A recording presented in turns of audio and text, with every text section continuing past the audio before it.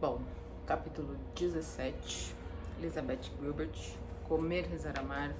Liz está diante, né, de duas inimigas dela, de duas partes da sua personalidade que machucam, né, que é a depressão e a... Cadê, meu Deus? A depressão... Calma que eu vou achar aqui. E a solidão. A depressão e a solidão. Então ela disse que já passou por isso, que em teoria ela não tinha que passar de novo, né, porque ela já passou, enfim. E agora a gente vai entender um pouquinho mais sobre essa parte da história dela. Então vamos lá. Eu havia parado de tomar meu remédio poucos dias antes. Parecia-me simplesmente uma loucura tomar antidepressivos na Itália. Como é que eu poderia ficar deprimida aqui? Nunca quis tomar remédios para começo de conversa. Passara muito tempo lutando para não tomá-los, sobretudo devido a uma longa lista de objeções pessoais. Por exemplo, os americanos tomam remédios demais. Ainda não sabemos que efeito esse negócio tem no cérebro a longo prazo. É um crime o fato de até as crianças americanas tomarem antidepressivo nos dias de hoje. Estamos tratando sintomas, não as causas, de uma emergência nacional na área de saúde mental. Só um parênteses aqui rapidinho. Esse livro foi escrito em 2000... Tá aqui, ó. Esse livro foi escrito em 2006. Aí, por todo esse contexto que ela traz, há algumas datas que ela coloca, nós estamos em 2002, 2003. Então ela já traz essa visão dessa questão dos antidepressivos, dessa questão de crianças tomarem remédio precocemente e de um negócio que eu acho muito mais interessante também, que é a gente está tratando o sintoma. Quando você medica, você trata o sintoma, você não trata a causa. Então isso tem mais de 20 anos. E olha só a trajetória que a humanidade teve nos últimos 20 anos. Na época que Liz escreveu isso daqui, mal existia celular. Smartphone, né? Olha, Elizabeth de 2025, rapaz, a coisa, olha, é só ladeira abaixo. Mas vamos continuar aqui. Mesmo assim, durante os últimos anos da minha vida, não havia dúvida de que eu estava enfrentando graves problemas e de que esses problemas não estavam indo embora depressa. Conforme meu casamento se desintegrava e meu drama com David se desenvolvia, eu passara a apresentar todos os sintomas de uma depressão grave: perda de sono, apetite e desejo sexual, crises de choro incontroláveis, dores crônicas nas costas e no estômago, introspecção e desespero, dificuldade para me concentrar no trabalho, incapacidade até mesmo para me importar com o fato de os republicanos terem acabado de roubar uma eleição presidencial. A lista era infindável. Quando se está perdido nessa selva, algumas vezes é preciso algum tempo para você se dar conta de que está perdido. Durante muito tempo, você pode se convencer de que só se afastou alguns metros do caminho, de que a qualquer momento irá conseguir voltar para a trilha marcada.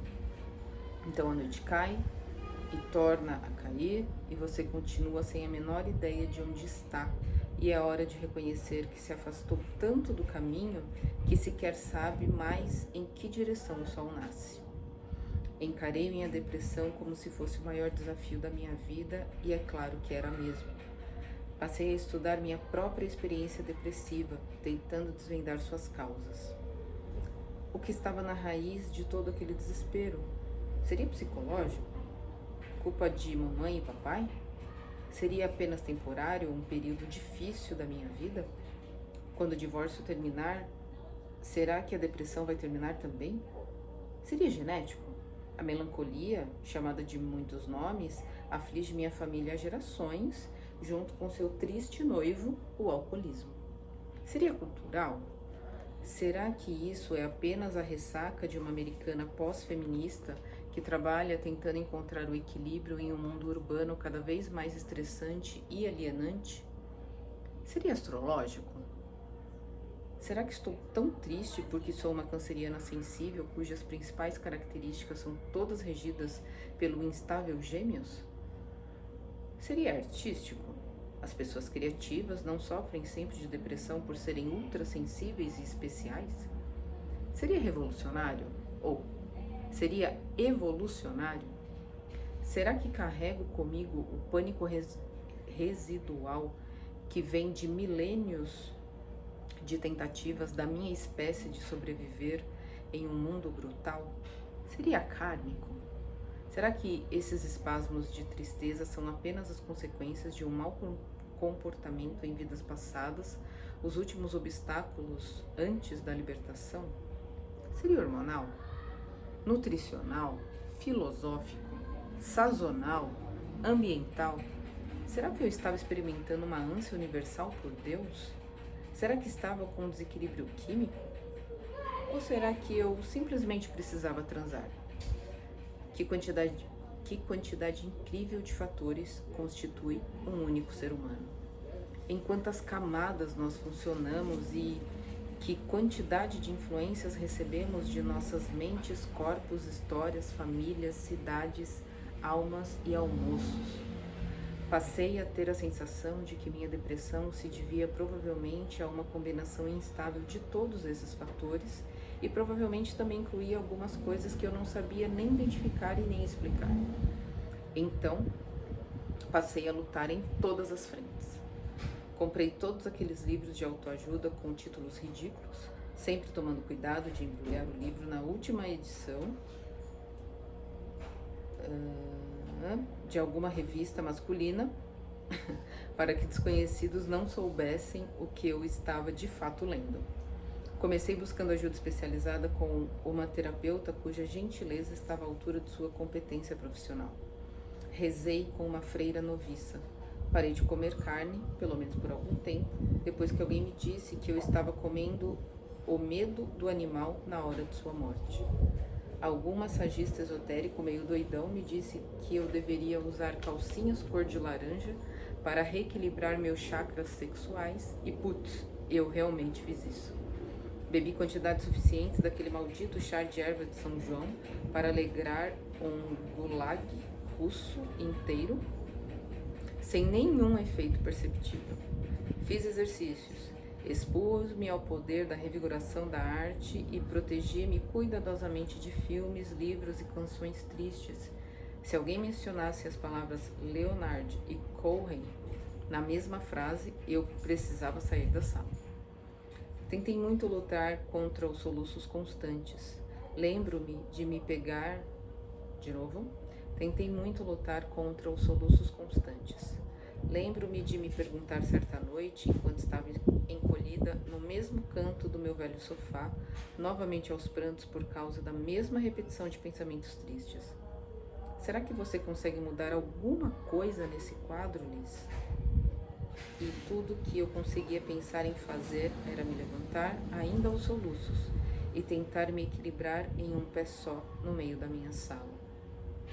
Só para provar que, embora eu não conseguisse fazer as lágrimas pararem de correr, nem modificar o meu desolador diálogo interno, eu ainda não estava inteiramente fora de controle.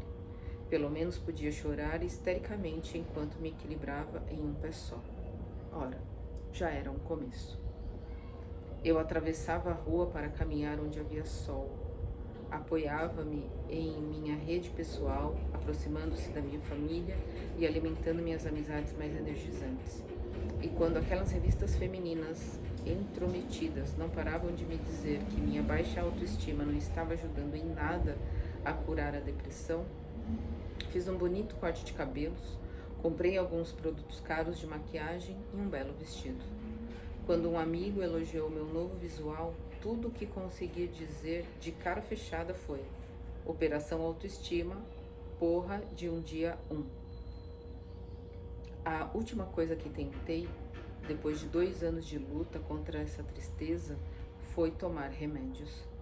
Se me permitem expor minhas opiniões aqui, acho que isso sempre deve ser a última coisa a se tentar.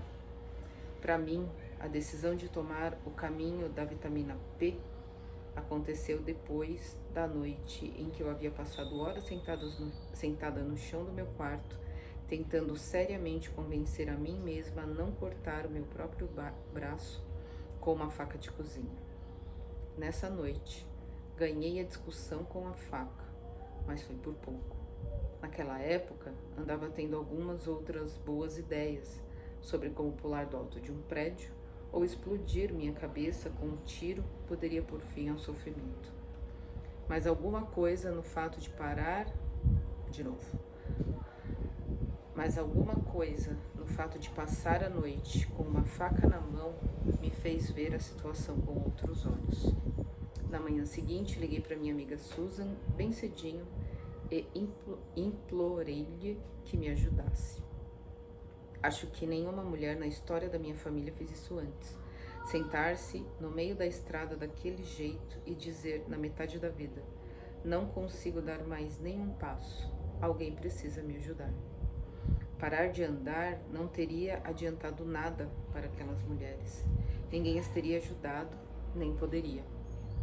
A única coisa que teria acontecido era que elas e suas famílias teriam passado fome. Eu não conseguia parar de pensar nessas mulheres.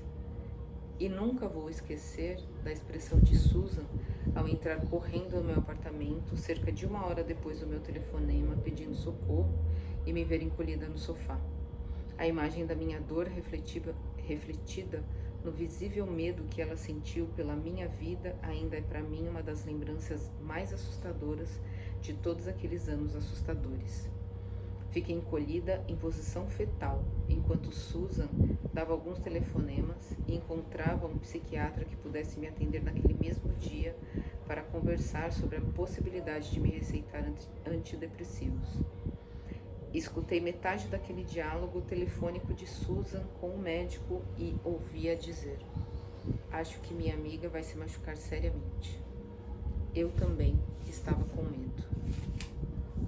Quando fui à consulta com o psiquiatra naquela tarde, ele me perguntou por que eu havia demorado tanto para pedir ajuda, como se eu já não estivesse tentando ajudar a mim mesma havia muito tempo.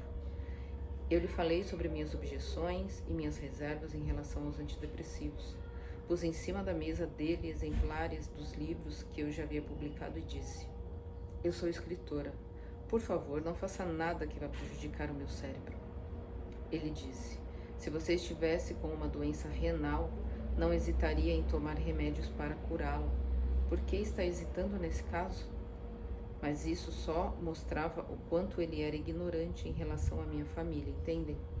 Um Gilbert poderia muito bem não medicar uma doença renal, já que somos uma família que considera qualquer coisa um sinal de fracasso pessoal, ético e moral.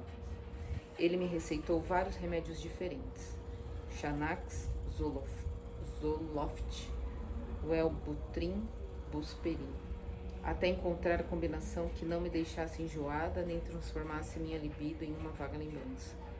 Em pouco tempo, menos de uma semana, pude sentir um pouco mais de luz irromper em minha mente. Também, finalmente, consegui dormir. E esse foi o verdadeiro presente, porque quando você não consegue dormir, não consegue sair do buraco, não há nenhuma chance. As pílulas me devolveram essas horas de recuperação noturna. E também impediram minhas mãos de tremer e aliviaram a intensa pressão no meu peito e o botão de emergência apertado dentro do meu coração. Mesmo assim, nunca me senti muito bem tomando esses remédios, embora eles tenham me ajudado imediatamente. Pouco importava quem me dissesse que esses remédios eram uma boa ideia e que eram perfeitamente seguros. Tomá-los nunca deixou de ser um conflito para mim. Os remédios faziam parte da minha ponte para o outro lado, não há dúvida, mas eu queria parar assim que possível. Comecei a tomar a medicação em janeiro de 2003. Em maio, já estava diminuindo significativamente a dosagem. De toda forma, aqueles haviam sido os meses mais difíceis. Os últimos meses do divórcio, os últimos turbulentos meses com David. Será que eu teria suportado essa época sem os remédios se tivesse segurado um pouco mais? Será que teria vivido Vamos de novo? Será que teria sobrevivido a mim mesma sozinha? Não sei. É essa a característica da vida humana. Não há grupo placebo. Não há nenhuma maneira de saber como qualquer um de nós teria se comportado caso qualquer uma das variáveis houvesse mudado. O que sei é que esses remédios fizeram meu pesar parecer menos catastrófico. Então, sou grata por isso. Mas ainda sou profundamente ambivalente em relação a remédios que alteram o humor. Fico pasma com o seu poder, mas preocupada com sua difusão. Acho que precisam ser receitados e usados com muito mais moderação nos Estados Unidos e nunca sem o tratamento paralelo de um aconselhamento psicológico. Medicar o sintoma de qualquer doença sem explorar sua causa inicial é apenas um muro. Vamos de novo? Medicar o sintoma de qualquer doença sem explorar sua causa inicial é apenas um modo classicamente burro e ocidental de achar que qualquer um poderia melhorar de verdade. Essas pílulas podem ter salvado a minha vida, mas só fizeram isso em conjunção com cerca de outros 20 esforços que eu estava fazendo simultaneamente durante aquele mesmo período para resgatar a mim mesma e espero nunca mais precisar delas. Houve um médico que sugeriu que eu poderia precisar tomar antidepressivos muitas vezes na vida por causa da minha tendência à melancolia. Queira Deus que ele esteja errado. Pretendo fazer tudo que estiver ao meu alcance para provar que ele está errado, ou pelo menos para lutar contra essa tendência melancólica com todas as ferramentas disponíveis. Não sei dizer se isso faz de mim uma cabeça dura que está prejudicando a si mesma ou uma cabeça dura que está preservando a si mesma. Mas é assim que eu penso. Ó, consegui terminar antes do carro do som aqui do bairro chegar. Muito bem, capítulo pesado, né? Capítulo difícil, denso, com bastante informação importante, bastante tristeza também. Bom, e é assim que é, né? A vida é assim. Então, terminamos agora o capítulo 17 e amanhã a gente segue com o capítulo 18. Até lá!